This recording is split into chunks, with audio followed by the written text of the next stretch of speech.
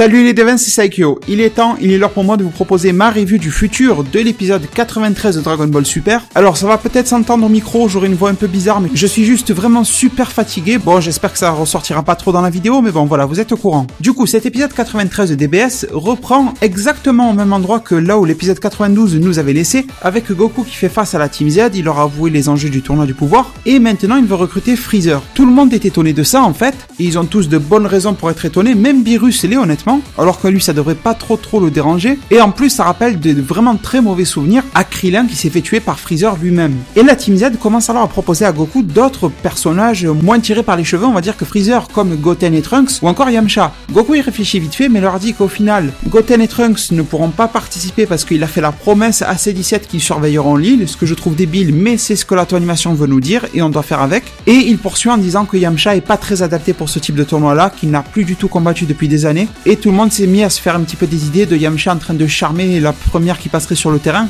ou alors à se faire éclater par le premier qui passe. Et en même temps, pour appuyer l'humour, on a eu un petit plan rapide sur Yamcha dans sa chambre, qui se dit mais quand est-ce qu'ils vont venir me recruter, avec Plume qui lui dit Yamcha-sama, ils vont arriver dans pas longtemps. Bon, au final, ils n'arriveront jamais. Alors au final, tant bien que mal, tout le monde en arrive à se mettre d'accord sur Freezer. Et Beerus dit non mais de toute façon tu pourras pas, on ne peut pas appeler un mort pour nous représenter. Et ça m'a un petit peu choqué, mais bizarrement oui, c'est dit que, eh bien normalement ça devrait être toléré, parce que ça reste quand même un membre de l'univers. Au final, quand Zeno va détruire un univers, il détruira tout, le monde des vivants et le monde des morts avec. Le monde des morts cessera d'exister aussi, et donc on peut considérer l'univers comme un tout, et que tout ce qui est à l'intérieur de ce tout a le droit de participer. Bon, moi vous le savez, je l'aurais pas trouvé comme ça, mais bon. Et en plus, oui, ça en rajoute, en disant que Freezer est fort et qu'il devra très sûrement amuser Zeno, et donc ça devrait aider à faire passer la pilule encore plus vite. Beerus valide, et du coup, Goku veut rendre visite à Freezer, et il ne sait pas vraiment comment aller en enfer. Alors là, la animation peut-être a fait une incohérence, je ne sais pas trop, mais en tout cas, Whis n'a pas eu le réflexe de dire qu'il pourrait mener Goku là-bas, et Goku a dû user de sa tête et penser à Baba la sorcière, celle qui permet d'accorder des permissions venant du monde des morts. Et Goku ne sait pas trop comment la contacter justement, et en plus il essaie de capter son ki, vous savez, en mode téléportation, mais il dit qu'il ne le sent pas. Et là, on a eu Kame Sennin qui s'est mis à parler, un petit peu en mode beau gosse, on va dire, qui s'est bien rappelé que Baba la sorcière était sa sœur, et que souvent elle loge dans des endroits qui masquent le ki, vous savez, un peu comme la forêt interdite et tout ça, des endroits un petit peu bizarres et magiques. Et qu'il y a une seule personne sur Terre qui peut la contacter, et c'est Kame Sennin lui-même. Alors là, on s'est dit que c'était un truc de fou, que Kame Sennin allait nous sortir une incantation, je sais pas trop quoi. Et au final, il a fait retomber la blague en se tournant vers Bulma et lui disant « Est-ce que tu pourrais me prêter ton téléphone ?» Donc en gros, Tortue Génial, le seul moyen soi-disant unique qu'il a de contacter Baba la sorcière, c'est de l'appeler au téléphone. Il l'appelle, il explique vite fait, et elle arrive très rapidement, ce qui était un peu bizarre. Et je pense que la animation s'est arrangée sur ça, parce que Goku lui dit « Comment tu fais pour être déjà là alors qu'on vient de t'appeler, tu étais à l'autre bout de la Terre ?» Et Baba la sorcière, sans s'expliquer, lui dit que Goku ne devrait pas la sous-estimer en fait. Alors maintenant qu'elle est encore mieux au courant de la situation, Baba la sorcière dit qu'elle ne peut pas accéder à l'enfer directement, mais qu'ils doivent transiter par le roi Enma, le gardien du monde des morts, vous savez, celui qui donne la sentence, on va dire, enfer au paradis. Et du coup, ils se retrouvent devant lui, et ils y vont sans Beerus, ce que je trouve incohérent, parce que avoir Beerus comme moyen de pression qui pourrait Akai Freezer en enfer, eh bien ça serait sûrement parfait, parce que je vous rappelle qu'un mort peut être Akai, bien sûr, Beerus détruit le corps, mais il détruit aussi l'âme, donc vous voyez, Freezer peut être menacé. Bon, Baba la sorcière explique tout au roi Enma, et il a encore un petit peu des doutes, et il demande à Goku si en fait il n'est pas juste en train de s'ennuyer sur Terre, et qu'il voudrait aller en enfer pour faire 2-3 petits combats sympas avec ses anciens ennemis et repartir. Baba confirme et lui fait comprendre que la situation est réelle et grave, et bien sûr il les laisse passer, et Baba la sorcière se sépare de Goku, on a toujours vu qu'elle était assez lâche, et lui dit maintenant à partir de là tu te démerdes seul,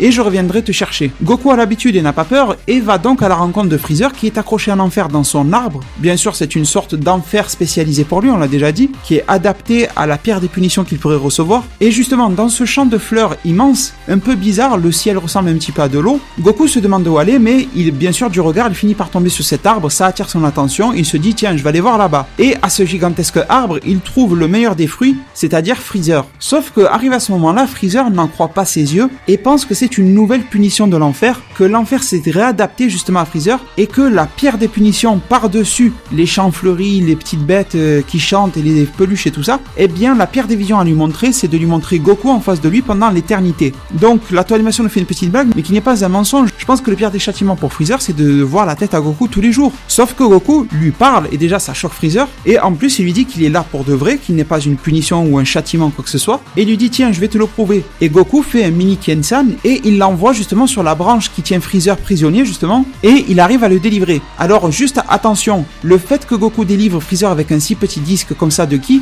ça ne veut pas dire que Freezer est nul. C'est juste, je pense à vrai dire, que ça fait un peu comme le délire du marteau de Thor. Vous savez, dans les Marvel, il n'y a pas tout le monde qui peut le soulever. Ben je pense que, étant donné que c'est le châtiment de Freezer et qu'on est en enfer, et que l'enfer est forcément plus fort que Freezer, eh bien lui-même ne peut pas se délivrer de là, mais qu'un gars comme Goku n'a pas besoin de forcer pour le faire, vous voyez, parce que ce n'est pas son châtiment à lui. Et une fois que Freezer est délivré, dès qu'il touche le sol, une sorte de noirceur s'est emparée du lieu, il est devenu mauve, noirâtre en fait, et Goku a fait une phrase qui nous fait comprendre que Freezer est capable lui-même de corrompre l'enfer, vous voyez, tellement son ki et tellement sa puissance est démoniaque. Mais qu'en même temps, il en a besoin pour le tournoi du pouvoir, et à ce moment-là, Freezer est délivré et dit quoi? De quoi tu me parles, tournoi du pouvoir? Et là, on a eu une transition. Transition qui n'était pas forcément la bienvenue, vu qu'on voulait voir la suite avec Freezer, mais ne vous inquiétez pas, on y a eu droit durant la suite de l'épisode. Mais là, on s'est dirigé vers l'univers 4, l'univers du Kaioshin Kuru, de Kitera, ou Kitela, le dieu de la destruction, et de Konik, pour référence au cognac, pour l'ange de l'univers 4. Alors, on sent que ces trois dieux sont à peu près de la même trempe, vous allez me comprendre. C'est en fait qu'on savait déjà que Kuru est arrogant, qu'il a un gros ego, et qu'il aime montrer voilà, qu'il est supérieur en tant que dieu, mais là on a aussi vu que c'était un peu la même chose en fait pour Kitera et pour Cognac. Les deux sont très hautains, vous voyez, sauf que Kitera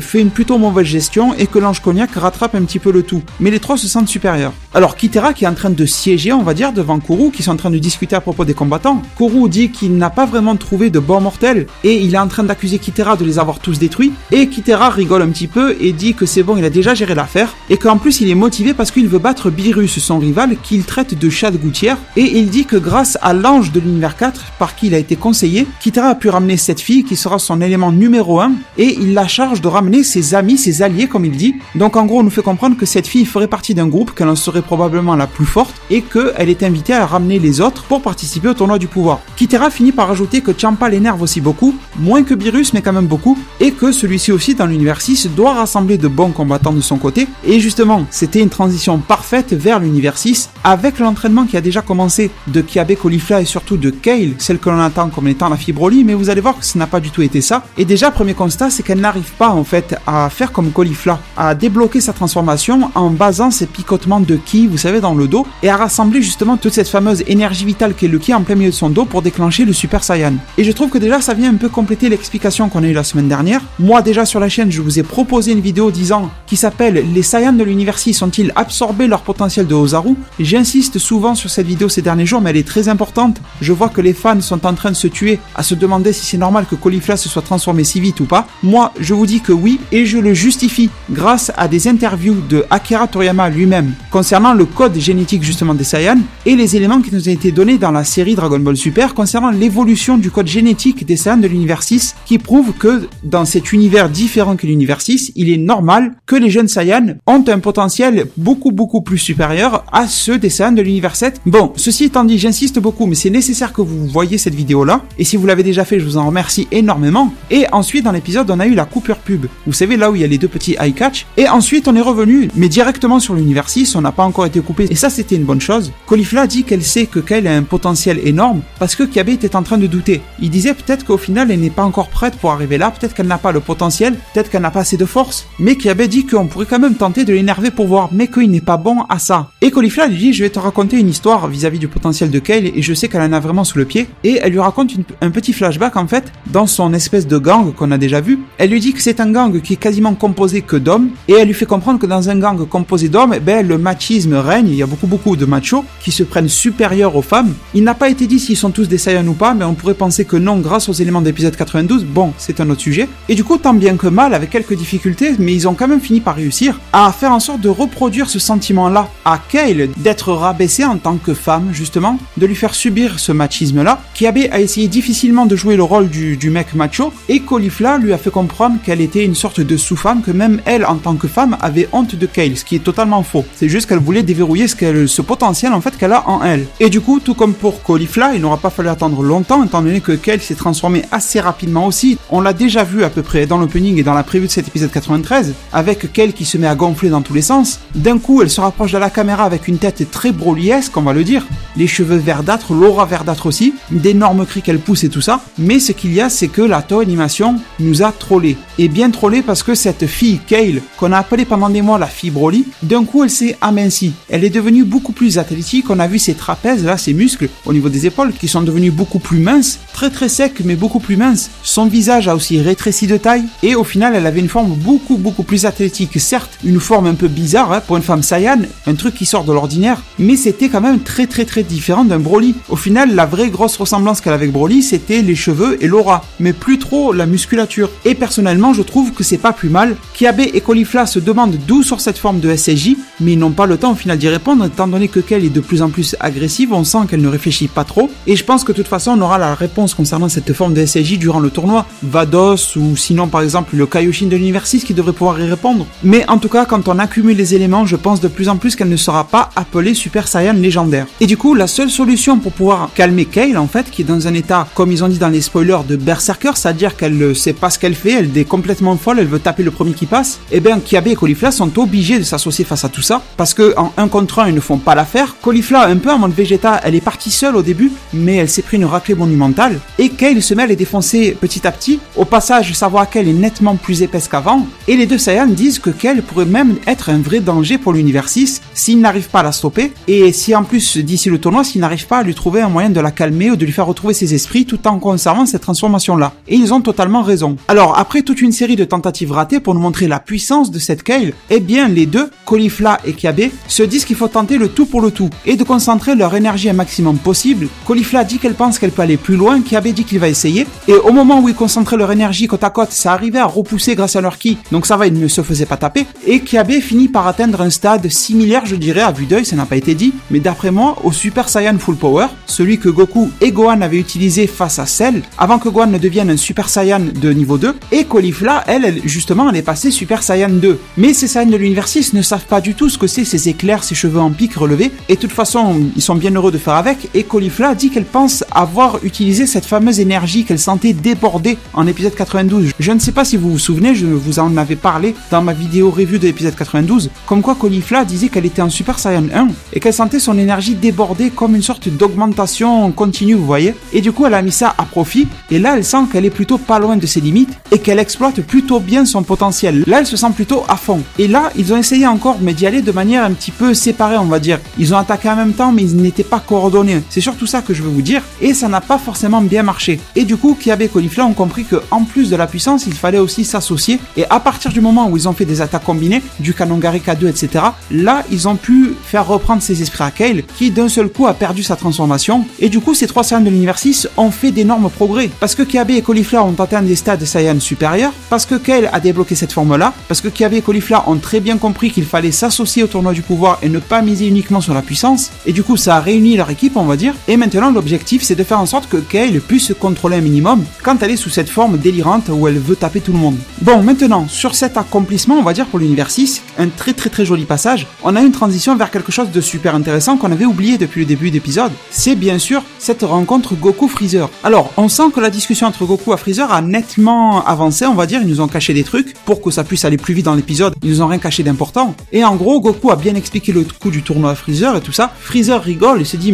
espèce de singe, tu as besoin de venir maintenant me demander mon aide alors que tu m'as battu une fois et tué la deuxième. Et du coup, Freezer dit qu'il participera. Et Goku est étonné, mais il se réjouit. Mais Freezer lui dit que ça aura un prix. Et ce prix, ce n'est pas n'importe lequel. Freezer veut 3 choses. Et la plus grave de ces 3 choses, c'est qu'il veut que, à la fin du tournoi, Goku et Freezer échangent leur place. C'est-à-dire que Freezer aille dans le monde des mortels et que Goku prenne la place de Freezer attaché dans le cocon en enfer et qu'il ne puisse plus y bouger de là-bas pour l'éternité en réalité. Bon, Freezer ne pense pas au fait qu'on pourrait ressusciter ou délivrer Goku de là-bas, mais bon, c'est dans la tête à Freezer, il pense pas forcément à tout, c'est compréhensible. Freezer dit ensuite qu'il veut l'immortalité et qu'il veut ensuite récupérer sa place d'empereur de l'univers. Goku dit que même s'il a besoin absolument d'un 10e membre, il ne peut pas accepter tout ça et Goku finit par lui tourner le dos et commence tout simplement à se casser et à refusé, a décliné cette proposition de Freezer, et Freezer se met à se transformer en forme Golden. Alors là, forcément, Goku se retourne et se demande ce qu'il se passe, et Freezer lui dit attends, et si on pariait justement, et que ce pari on le misait sur un combat entre toi et moi? Et Freezer finit par dire à Goku, si je gagne, tu prends ma place ici, et si je perds, je te suivrai au tournoi sans condition. Et du coup, forcément, Goku, un combat ça l'intéresse, malgré les enjeux, si vous lui foutez un combat sous le nez, il va dire oui, et on voit que Goku se met en position de combat, et que justement, ça va pas tarder à commencer, mais on est à la fin de l'épisode, et donc ce combat Goku contre Freezer en enfer nous sera réservé pour l'épisode 94 de Dragon Ball Super. Si vous voulez mon avis comme ça à vue d'œil, je dirais que ce combat de Goku contre Golden Freezer sera très probablement à l'avantage de Goku.